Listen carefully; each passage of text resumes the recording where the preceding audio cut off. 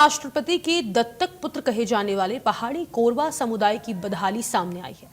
छिपनी पानी गांव में विशेष पिछड़ी जनजाति के लोग 78 साल बाद भी स्वच्छ पानी को तरस रहे हैं।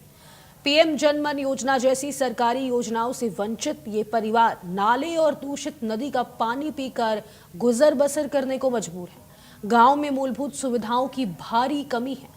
सरकारी योजनाओं का लाभ पहाड़ी कोरवा जनजाति तक नहीं पहुंच पा रहा। आजादी के इतने साल बाद भी स्वच्छ पानी न मिलना प्रशासन की कार्यशैली पर बड़े सवाल खड़े करता है।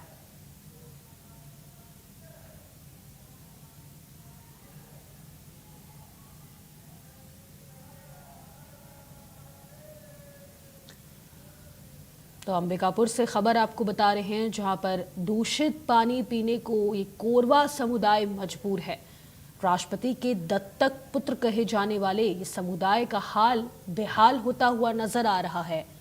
लोग दूषित पानी पीने को मजबूर है और 78 साल बाद भी ये कोरवा जनजाति को स्वच्छ पानी नहीं मिल पाया है।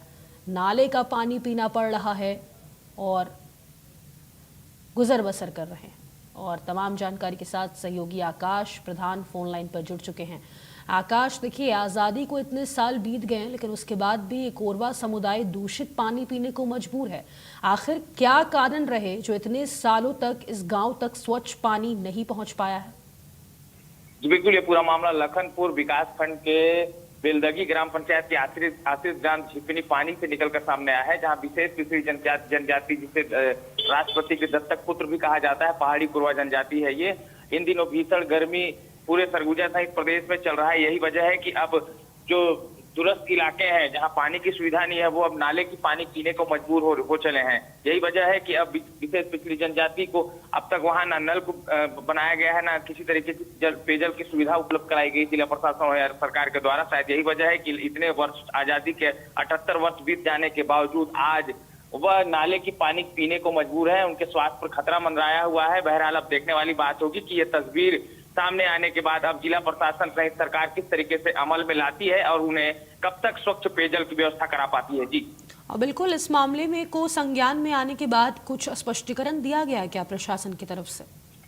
जी बिल्कुल, हमने बीते दिनों देखा था कि मैनपाट में इसी तरीके की जो तस्वीर है वो आई थी। लिहाजा जो सरकार में प्रदेश के मुखिया विष्णुदेव साय ने भी कलेक्टर को दूरभाष से संपर्क कर तत्काल इस पर निजात पाने के लिए दिशा निर्देश भी दिए गए थे। लिहाजा डीएमएस मत के द्वारा कलेक्टर सरगुजा ने ऐसे तमाम जो इलाके हैं उन्हें चिन्हांकित किया गया है। लगभग 113 नलकूप और बोर मिलाकर 113 नलकूप 15 दिनों के भीतर खोदे जाएंगे और स्वच्छ पेयजल उपलब्ध कराने की जो बात है वो कही जा रही है जिला प्रशासन के द्वारा। हालांकि पूरे इस मामले में अब तक जो जिला प्रशासन वो संज्ञान नहीं ली है। अगर शायद आप हमारे माध्यम से जिला प्रशासन को संज्ञान हो ताकि इस पर त्वरित कार्रवाई करते हुए पहाड़ी कोरवा जो जनजाति है उन्हें स्वच्छ पेयजल उपलब्ध कराया जा सकेगा। जी, और इन जनजातियों का क्या कहना है?